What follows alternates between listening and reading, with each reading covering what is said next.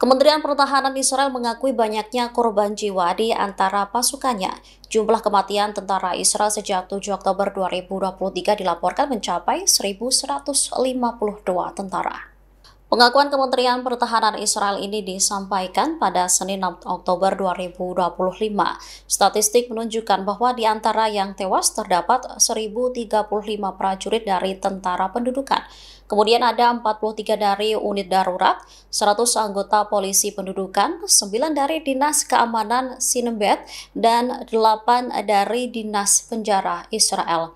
Dari total seluruhnya ada 66 perempuan yang ikut terbunuh.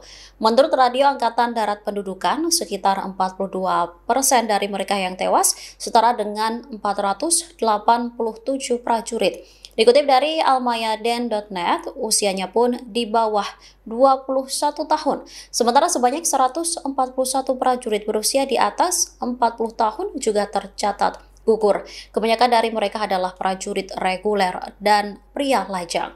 Laporan itu juga mengungkapkan bahwa banyaknya kematian tersebut memiliki dampak sosial yang luas. Pasalnya, lebih dari 6.500 anggota keluarga korban masuk daftar duka. Tak hanya korban tewas, 18.500 prajurit juga dilaporkan mengalami trauma psikologis.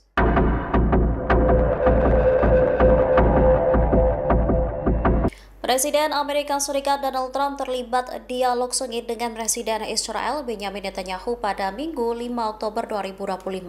Dalam kesempatan itu, Trump juga mengancam Hamas jika masih nekat berada di jalur Gaza.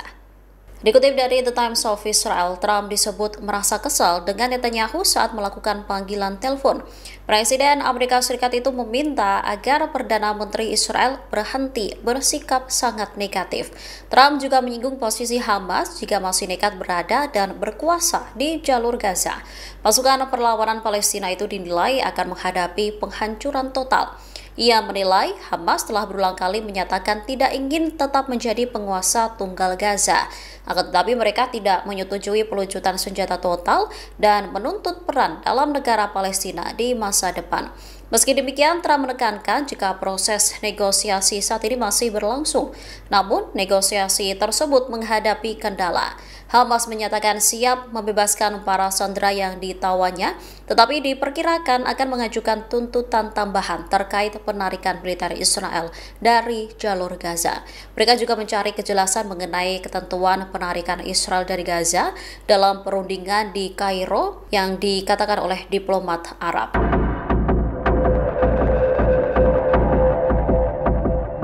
Dalam sehari, pasukan perlawanan Yaman Houthi meluncurkan 2 serangan berturut-turut nyasar wilayah Israel. Sirine di sejumlah titik langsung berbunyi menyusul serangan tersebut. Pasukan Houthi meluncurkan pesawat tanpa awak ke kota resor Laut Merah Israel, Eilat, pada Minggu 5 Oktober 2025 malam. Ini menjadi serangan kedua dalam sehari yang diluncurkan Houthi.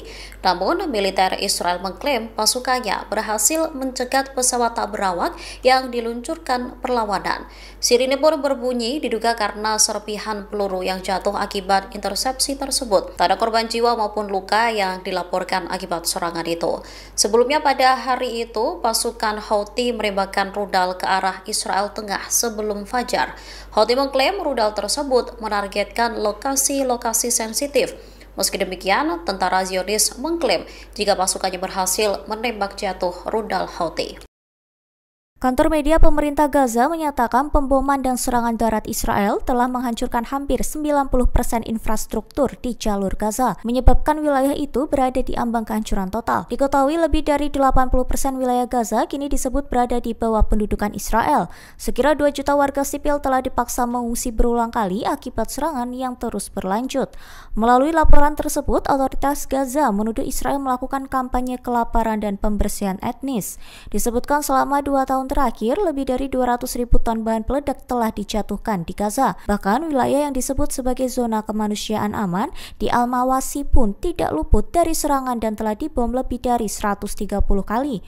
Sistem kemanusiaan di Gaza kini dikatakan berada di titik kritis. Sementara itu, sekira 650.000 anak kini menghadapi kelaparan parah di tengah kekurangan makanan, obat-obatan, dan susu formula. Selain fasilitas kesehatan, dunia pendidikan juga hancur. Sebanyak 95% sekolah di Gaza Gaza rusak dengan 165 lembaga pendidikan hancur total. Sedikitnya 13.500 siswa, 830 guru, serta hampir 200 akademisi dan peneliti dilaporkan tewas dalam serangan. Di satu sisi tercatat 835 masjid hancur dan sejumlah gereja mengalami kerusakan parah. Bahkan puluhan kuburan juga dibuldoser atau dibom selama agresi berlangsung. Hubungan antara Presiden Amerika Serikat Donald Trump dan Perdana Menteri Israel Benyamin Netanyahu sempat memanas di tengah upaya perdamaian Gaza. Ketegangan itu muncul setelah Hamas menyambut positif rencana perdamaian 20 poin yang diajukan Trump. Dikabarkan situasi memanas terjadi saat Trump melakukan panggilan telepon dengan Netanyahu pada Jumat 3 Oktober 2025. Melalui percakapan tersebut, Trump dilaporkan sempat melontarkan kata-kata kasar kepada Netanyahu karena menilai sang Perdana Menteri terlalu pesimis terhadap tanggapan Hamas. Sumber dari pejabat AS menyebut Trump menegur Netanyahu yang dianggap terlalu negatif. Setelah Perdana Menteri Israel itu meremehkan sikap Hamas, menyebutnya sebagai tidak berarti apa-apa dan tidak perlu dirayakan. Netanyahu disebut khawatir jika respons Hamas disalahartikan sebagai tanda kerjasama, sehingga Israel berusaha menjaga keselarasan sikap dengan Washington. Namun Trump justru menilai tanggapan Hamas sebagai peluang besar menuju perdamaian. Ia disebut menegaskan kepada Netanyahu bahwa hal tersebut adalah langkah maju yang patut diterima. Percakapan yang digambarkan sebagai berat dan tegas itu memperlihatkan adanya perbedaan pandangan mendasar antara kedua pemimpin terkait cara menangani proses perdamaian Israel-Hamas. Sejumlah aktivis internasional dari Global Sumut Flotilla mengaku mengalami kekerasan fisik dan psikologis saat ditahan oleh militer Israel di Tel Aviv. Mereka disiksa setelah kapal kemanusiaan yang membawa bantuan untuk Gaza diserang di Laut Internasional pada Rabu 1 Oktober 2025. Para aktivis menyebut diperlakukan secara keji dan tidak manusiawi sebelum akhirnya dideportasi. Sebelum penyerangan, sekira 50 kapal kemanusiaan dari 44 negara termasuk Malaysia, Italia, Swiss, Tunisia, dan Amerika Serikat tengah menuju Gaza. Namun saat jarak kapal hanya sekitar 75 km dari pesisir barat Gaza, pasukan Israel tiba-tiba melakukan intersepsi dan blokade bersenjata. Beberapa kapal dibombardir menggunakan meriam air bertekanan tinggi. Pasukan Israel naik ke kapal dan memaksa seluruh penumpang menyerah. Seorang anggota Dewan asal Italia, Paolo Romano, mengatakan para aktivis dipaksa berlutut dan tengkurap, lalu dipukul jika bergerak sedikit saja dan ditahan 2 hari tanpa air dan makanan.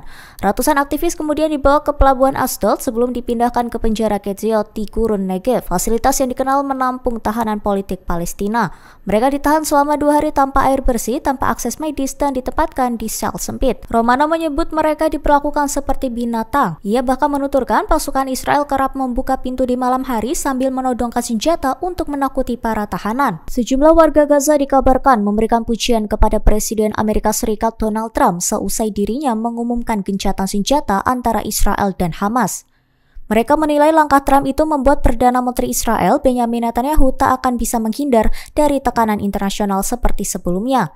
Sami Adas, warga kota Gaza berusia 50 tahun, menyebut keputusan gencatan senjata yang diumumkan langsung oleh Trump adalah hal terbaik yang terjadi sejak perang berkecamuk. Menurutnya, Netanyahu kali ini tidak akan bisa lolos begitu saja karena Trump secara pribadi turun tangan dalam proses gencatan senjata tersebut. Adas juga menilai bahwa hanya Presiden AS yang memiliki kekuatan politik dan pengaruh besar untuk memaksa Israel patuh serta menghentikan agresinya di Gaza. Sementara itu, warga Palestina di Ramallah, tepi barat, turut menanggapi positif sikap Hamas dalam menanggapi rencana perdamaian yang digagas Trump.